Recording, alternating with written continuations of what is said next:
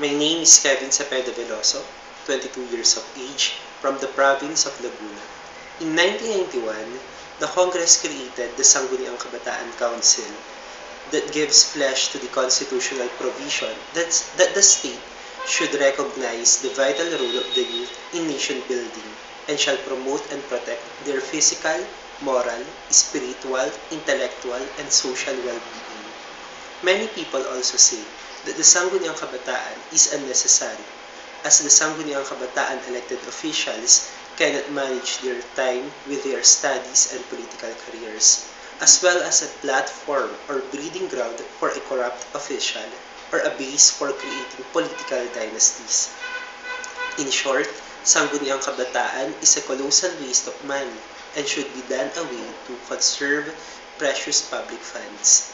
By all means, we should give the youth the opportunity to participate in nation building. In 2007, I myself was given an opportunity as I was elected as Sangguniang Kabataan Councilor.